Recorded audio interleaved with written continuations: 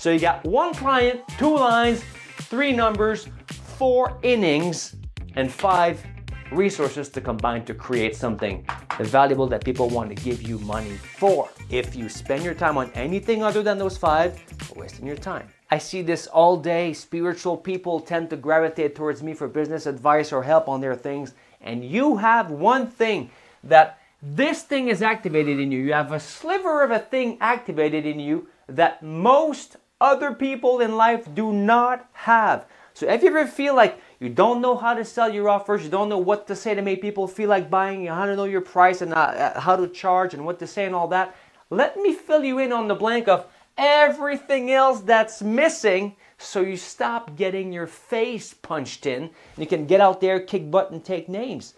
Business is messy and complicated. So here are 5 business rules to simplify your life. Basically, in short, there's 5 resources. You know, like, think like hockey, baseball, soccer, or baseball. You wouldn't play any of these sports without knowing the rules. Like, you know, there's this line, you got to do this thing, put it in the net or whatever. These are the rules. So in business, what are the rules? First of all, there's no rules. You see crooks, bandits, liars, and thieves out there scamming people out of their money. You're an honest entrepreneur. You want to create value, but you want to stop getting your face punched in. There are only 5 resources you can combine to create something here that you'll trade for money. That's it. 5 resources. If you spend your time on anything other than those 5, you're wasting your time. In the sport of business, there are 4 innings. That's it. There's a million different numbers, only 3 of which matter. You got 3 numbers to worry about, 3 numbers to increase. If you wake up on Monday morning, like people are like, oh, you go to this event, you're motivated. Oh yeah, come on, jumping down, you walk on fire, whatever, and you're motivated on Monday morning. You're doing something. If you're doing something and you cannot know or you do not know which of these 3 numbers you're cranking up, you're wasting your time. If someone's on your team working and they don't know what their activity maps to these 3 numbers, stop it. There's 3 numbers. That's it. There's 2 lines. If you don't know which line you're working on, or your team members don't know their role as to what line they're working on, stop it. And there's 1 client. Who do I say? Oh, by the way, if we have time in this video, I think we'll try to make time. I'm going to give you a crystal ball so you know exactly what to put in your offers, what to talk about to sell your offers, and how in the crystal ball to see what your offer should be about, because there's 1 client in the whole wide world. So you got 1 client, 2 lines, 3 numbers, 4 innings, and 5 resources to combine to create something valuable that people want to give you money for. So what are the 5 resources? I made it simple so you can remember it. Mop it, like mop the floor with your competition, mop the floor with your problems, mop the floor with your excuses, and mop the floor with whatever's holding you back from doing what you want to be doing. You got all these, oh, you want to have an impact. You want to change the world. Like, oh, yeah, you feel called. I get it. You got all these things. Oh, you see yourself on stage with a big dream and all that. Yeah, you got these things. You want this impact. You want to make the world a better place and yada, yada. Okay, well, that's this thing here. That's this little sliver of a thing here. Everything. Not all people have that. You have it. This little sliver of a thing. Everything else is missing. So to combine this, you want to mop the floor with anything that prevents you from getting that thing. You got money, people, information, time, tech, and tools, which is 1 category, or territories, like resources and stuff. So money. You combine money and people to work on something. You combine money and time to work on something. You trade money, you combine money, time, people, and information. If you only have money and no people, what are you going to do? If you only have people and no money, what are you going to do? If you don't have the information, if you have a bunch of money and a bunch of people with no time, what are you going to do? It disappears. Time is one of the most important factors. You need time and people and information and money to create stuff. What are you creating? 1 thing. You're only creating 1 thing. It's called assets. You're creating, building, renting, leveraging, licensing, working with, manifesting, organizing assets. That's it. Assets and liabilities, right? Assets, cash flow money towards you, liability take away from. So just that. So you combine, and I'm mainly speaking to coaches, authors, consultants in the service kind of level, or transformational offers of some sort. I'm not into the commodity business or anything. You want to sell in the category of one. You want to be unique. You want to set yourself apart. You have your systems. You have your things cooking. You know what you're talking about. You want to help people have a transformation. You and your team are working on creating stuff. You're combining money, people, information, time. Then think tech and tools. Well, AI. AI is in the tech and tools category. Think a nail. So you have that hammer, and then that hammer, that's a tool. People hammering nails, it takes some time. You take money to pay them, and you're building an asset that you can rent, for example. That's it. Now, this is an oversimplification, so we can have a nice clean 5, 4, 3, 2, 1 for a YouTube video here. We can't go too deep into anything, but map it out for you. What are the resources you're working with? What do you got? You maximize. I think Jay Abraham has a book, how to use everything you got to get everything you want, or something like that. So these are the resources, and map it out. In her book, Judy Robinett, this guy here, okay, this girl, okay, Judy Robinett, how to become a power connector. She's like, you map out all the resources and things you need when you go to networking, and then you map all this out and all the fields and all that, but the most important resource you got is you. Don't forget that thing. Your money, your intelligence, your information, your time, what you have access to, what you've built, your experience. This is like, you are the ultimate resource, and the business cannot really grow more than you do as an entrepreneur. That's why at least 80% of all success is mindset. Like, this is the huge piece. So 80% or more. Anyway, enough rambling about this. Now in the rules, simplified rules of business, you got 4 time periods. I just took a look at you here, see how you're doing, right? You got objections? There's more resources. I know there's more resources than that. We don't have time to go into everything. Just don't get hung up on the details. Focus on simplifying your business life so you can get out there, maybe come to this camera here, so you can get out there, kick butt, and take names. All right? I got you. 4 innings. Every market, any market you are in, has cycles. Everything is cyclical, usually quarters or seasons. Any business you're in, sometimes you're in 2 different businesses or you have different partners. If you map out your activities, quarter 1, 2, 3, 4, you can't wake up January 1st and go, oh, let me create an offer to help people have their new year, new you type. No, you don't do that. You have to be a quarter in front of the market at least. Jeff Bezos wakes up on Monday morning and gets to work. What he's working on Monday morning as a project, as a due date, D-U-E date, it's due for 3 years from now. That's the buffer. So the minimum buffer you can have, solopreneur, small team, limited resources to create assets that the one client in the world will give you money for, so you can have that impact that you want and all that. Well, you had to be at least a quarter before. So your things you're working on in September are your January stuff. Invite October for January. By the time people wake up of their screensaver mode, oh yeah, the new year has passed, I gotta do something. Then people set up a bunch of goals, right? At the gym right now, I go to the gym year round, and beginning of the year, the gym is full. What's up with that? Give it time, people just give up. January, mid-January, early February, most people have forgotten their goals, forgotten their resolution. So you cannot wake up with an asset ready to sell January 1st if you also come out of your screensaver mode, gotta create. No, you work on that before.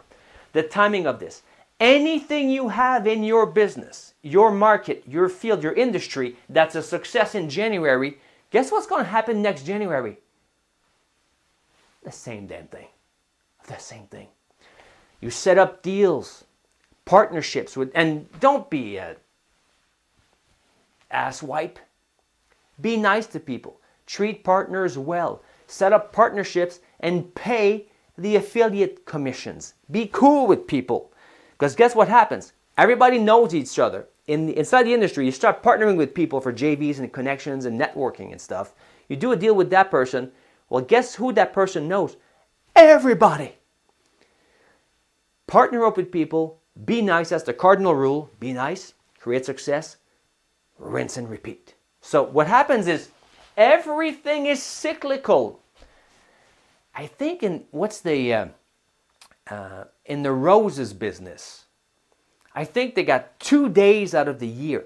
2 days out of 365 that account for, huge chunk, maybe 20, 30, 35, 40%, whatever the percentage is, of their yearly revenue in 2 days. Mother's Day, St. Valentine's. That's where they sell the most. So your shipments, your setup, your systems, your tools, the way you organize the 5 resources you got need to be ready in time for the thing. I know it's that obvious, but you can't live in real time with the population you're serving. You have to give yourself a buffer, and the minimum to think through is a quarter. I like a tool called, what's that thing? It's so nice. It's a circular calendar. Man, it's beautiful. I forget the name right now. A circular calendar for planning. Plandisk. Plandisk.com, plandisk.org, whatever. It's a beautiful thing. So everything is cyclical. You can even, as you plan your stuff, I put in 3 rows, and you can put things on repeat for like year after year after year. You see it. I'm in 2 different businesses. I'm in the coaching and speaking business. I help people have 6-figure days from the stage and take people that are shy and turn them into rock star speakers. That's the thing. But I'm also in the show business. I'm doing shows. I got albums and songs on the radio. So cross-referencing these 2 businesses, there's preparation time and production time for both of them in a way that it fits year round. Do the same for you. So these are the 4 quarters. So in hockey, you got 3 periods, whatever you got in football, or like the timing of the things, that's it. And this is one of the resources you have, which without time, you ain't got nothing. Way more valuable than money. So, because you can always make more money, but you ain't got so much time. Okay, so 3 numbers. So you combine these 5 resources, with these 4 time periods that you sync yourself to, that you make cyclical, so you set up your systems and make everything better year after year after year after year. 3 numbers. That's it. Don't mess around with this. Of course, there's 20 million other numbers. But the 3 numbers are the number of people that give you money. Okay? That's the number of people that give you money. How many people give you money? Per week, per hour, per day, per month, per quarter, per X. Whatever time period. How many people gave us money? That's it. You got funnels, you're speaking. By the way, if you're not speaking to grow your business, good Lord, missing out. Man, oh yeah, but I'm shy. I know what you mean by you're shy. Man, you see me talking, I don't want to appear cocky or anything. I know what it feels like to be shy. I used to be a chronic stutterer. I used to speak like this. Can you imagine me doing a YouTube video like that? So, the getting over yourself part is an important part of the process that gives you the nerves and the strength and the internal fortitude to then go out and help your clients. When you finally get over yourself and get out there and kick butt, take names, they come to you and they say, I don't know what's up with that guy, but I feel he has something that I can lean up against and he can help me out. So I get what it is. If you're not using speaking to grow your business, or just come to this camera, in the speaking world, 6-figure days are a thing. Not 6-figure years, 6-figure days. You put people in a room, say the right thing at the right time, and people buy. It's a thing. So anyway, so how many people give you money? And then the other number is, it's called average order value. How much do they give you on average? That's it. So You sell a bunch of things for $3 and a bunch of things for $10 and a bunch of stuff for $100 and a bunch of stuff for $10,000. You map it up. You can do it per funnel, per product of category, but on average, X number of people gave us X dollars, and on average, they gave us that number. Average order value. So as you're combining your 5 resources, so you can mop the floor with your excuses across time. If your team or you wake up you get, oh yeah, let's do this, come on. You're walking on fire, you're fired up. You got your big why, okay, you got all that. If you wake up on Monday morning, if you don't know what you're doing as it relates to, am I increasing the number of people that give us money here? And or am I increasing the average order value that they give us? Stop what you're doing, because that's what you got. Because this feeds right back into one of the resources you have, which is the first one, Mo, like as in Mo money. It's right here. And the third number, if you've guessed it already, is the number of times they give you money over time. So one person gives you $1 one time versus 10 people give you $1 one time. Or whatever. One person gives you $1 10 times, or 10 people give you the same math. So you just add and multiply and do whatever you want for formulas with these 3 numbers. So if the only way people can give you money in your business is one time, you're missing one crucial number. It's the activities that increase the number of times people give you money. That's why we have high ticket offers, low ticket offers, mid ticket offers, continuity based offers, upsell offers, cross-sell offers, bump sell offers, and integration marketing and everything else in between. That's why there's many different types of offers, but your systems, just come back here because you learn better on this camera. But your systems get clogged up and you become the bottleneck if your offers point in all different directions. So we talk about vehicles of the same offer. So if your offer is to go from, shy of being on stage to creating 6-figure days from the stage, well, that's one destination. And there's different vehicles to get there. You can take a canoe, you can take a cruise ship, or you can fly you in a chopper. One-on-one, we'll write your message for you, create your offer, tell you what to say. We can do it in a group format in a cruise ship. You won't get wet. It's going to be okay. You're going to get to the bliss island at the end. It's one destination. But if you have one core transformation destination you take people to, but they have different vehicles that they can take, which is different levels of access to you, different levels of service, different speeds of support, and a bunch. I don't have time to go into this, but right here. But the same transformation, same destination with different levels. This is how you can increase with the same offer, different vehicles, the number of times people give you money, the average order value, and the number of people that give you money in the first place. If you cannot map your activities and your team's activities to increasing the 3 main numbers that count, I don't know what you're doing. This video is free. Share it with your friends that need to hear this. All spiritual people, all honest people, all people that really want to make a difference but are getting their face kicked in because they realize how much the world does not care. It's crazy.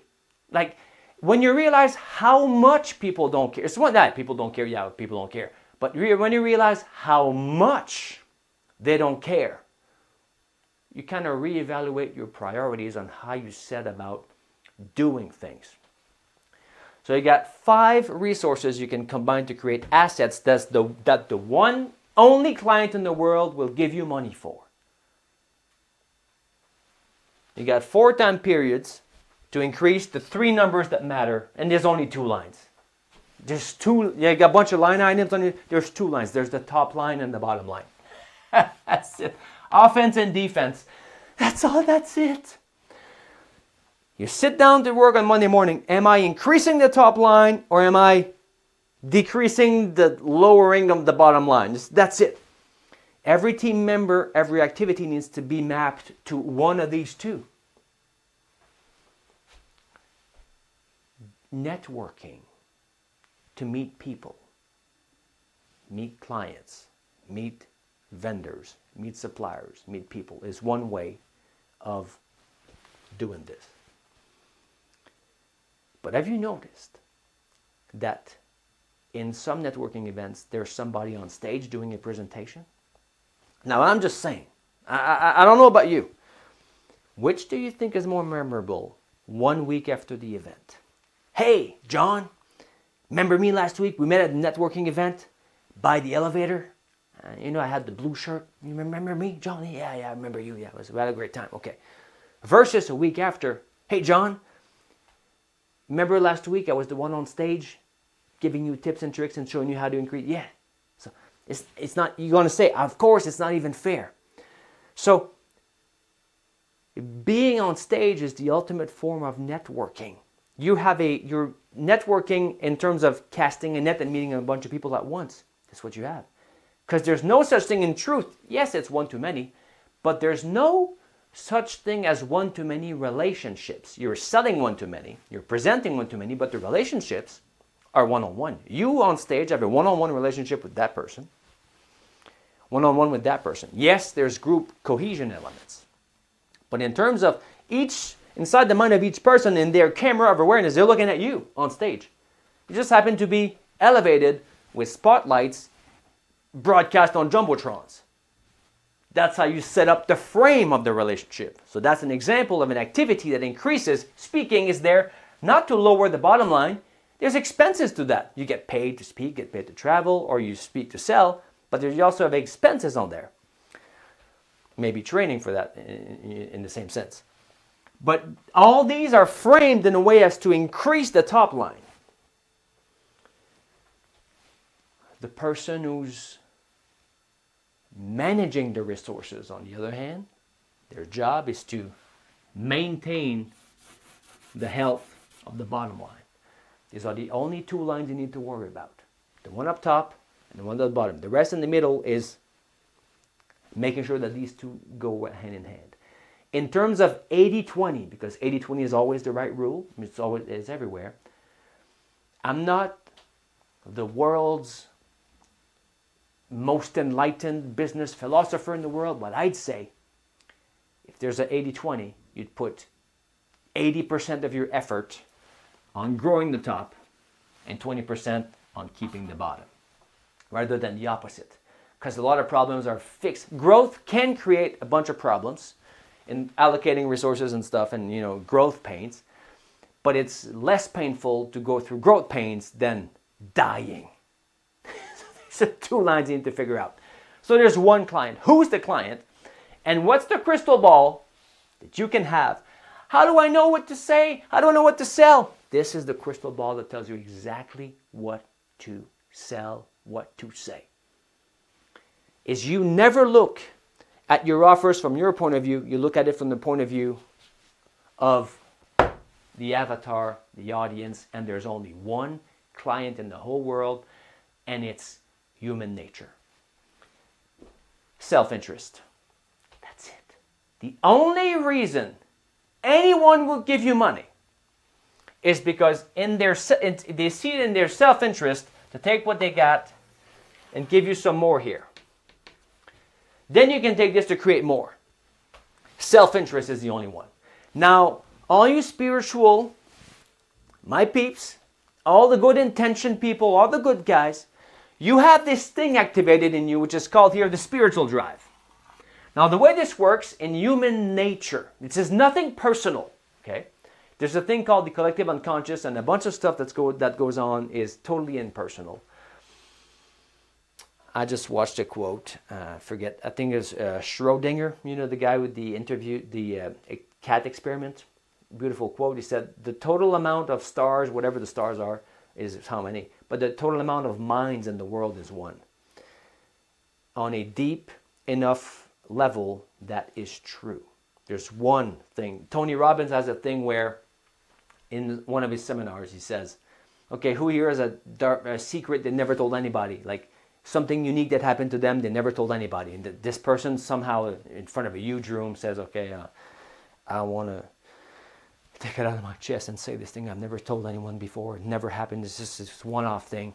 And then when the person finishes, he says, okay, who here has the same thing? Most people go up. So a lot of this is same inside.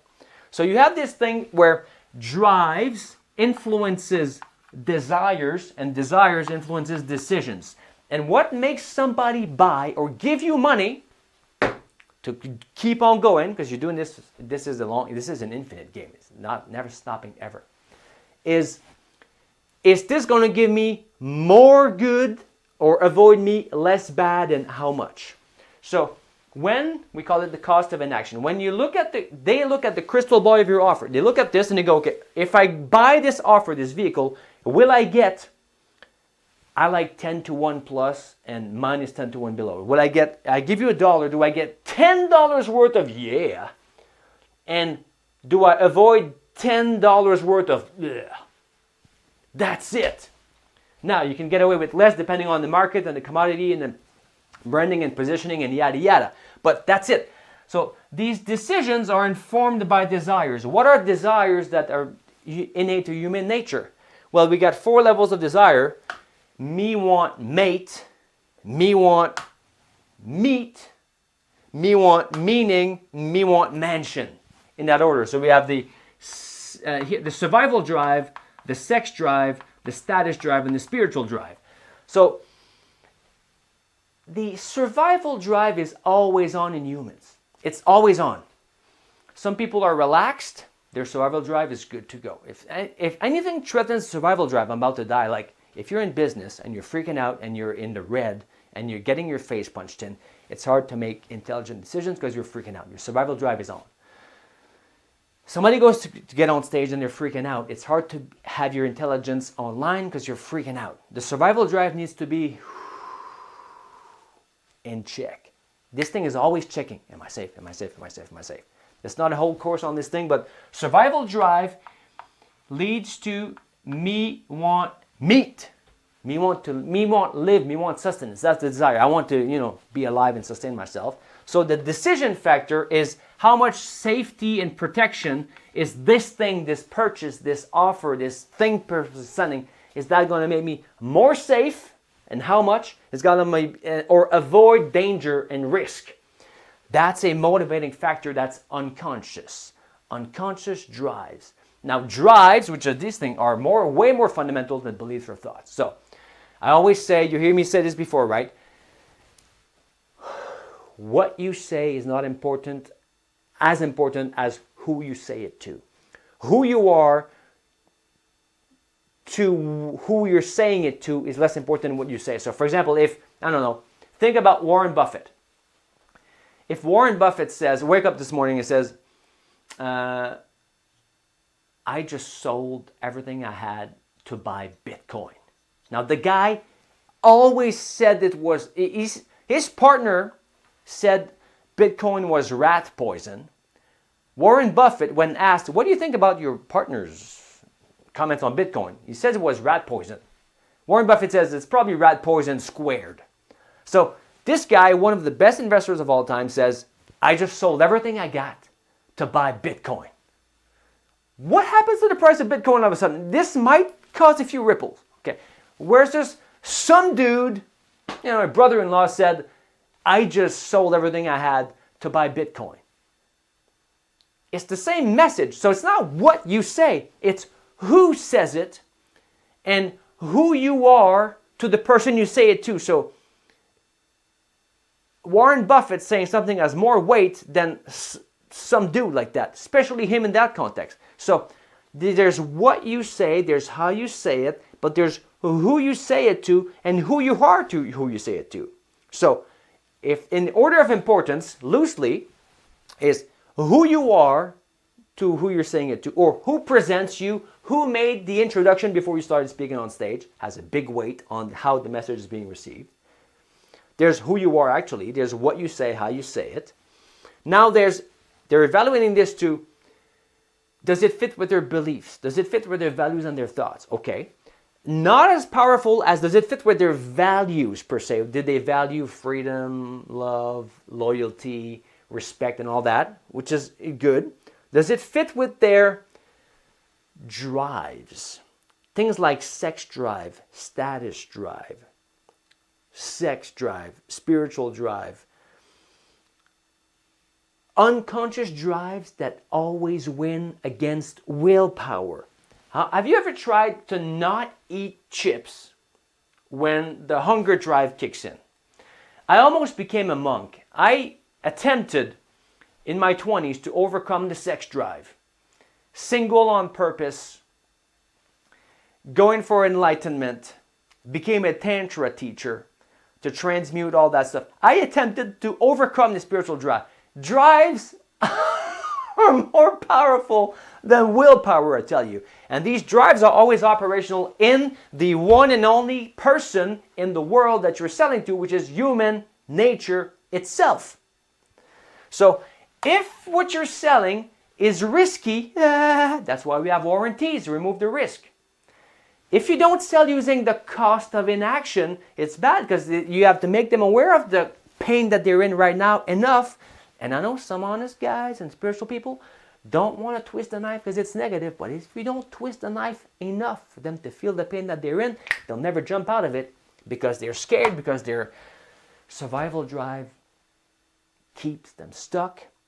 And until the survival drive notices that jumping out of there is better than staying there, they will not buy. Like a boiling frog principle. Frogs get used to water and then they just boil there to death. But if you put a frog close to hot water, it jumps out.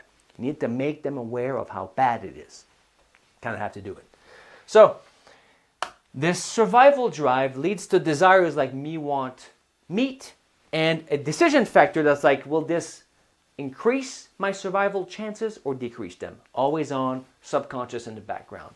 Quickly, sex drive, not in the form of physical sex, but beauty, appearance, being liked, being loved, being appreciated, being desired, and all the attraction factor. So me want mate and satisfaction and pleasure. How much or less? So all the beauty cream industry, all the even the massage industry, and they're even selling meditation as a youth device now. So anyway, so that's the thing.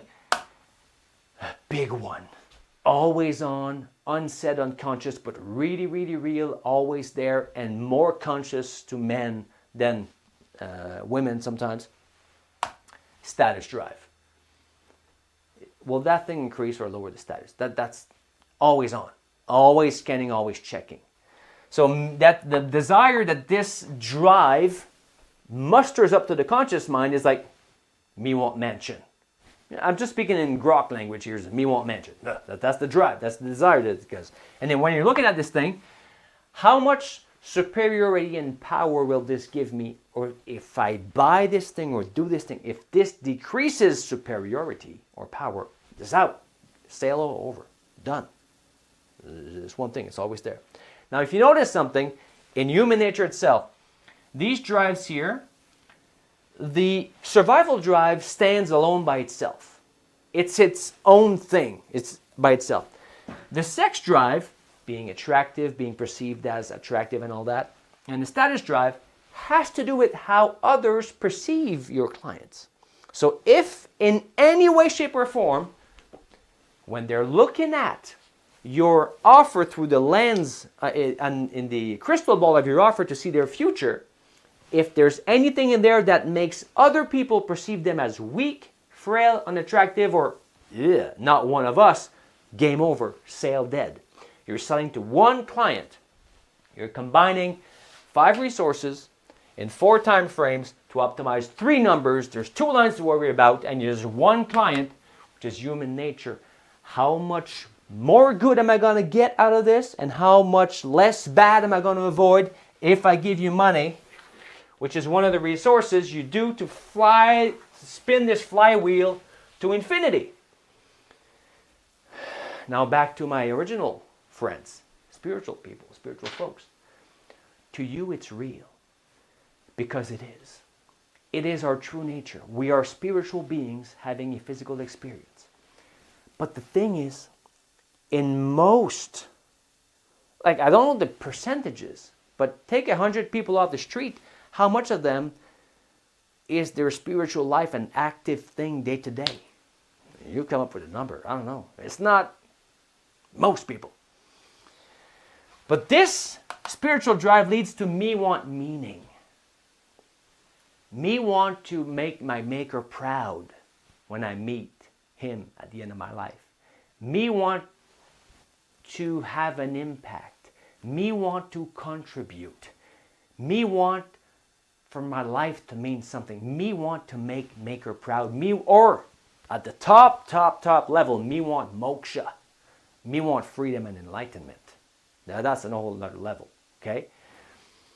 And it's hard selling to, these people are not into buying stuff to impress people they don't know. And that's the whole, that you don't sell to these people the same way. This thing here leads to how much significance and peace will this purchase make me.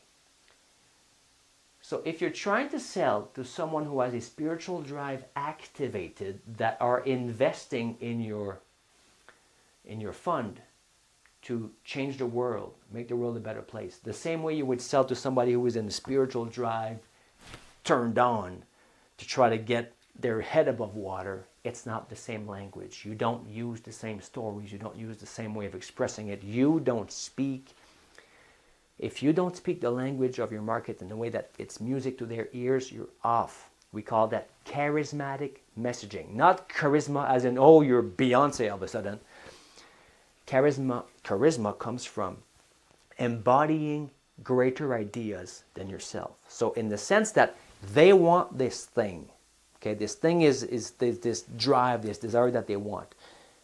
To the degree that you are an embodiment of that thing with a straight face without lying.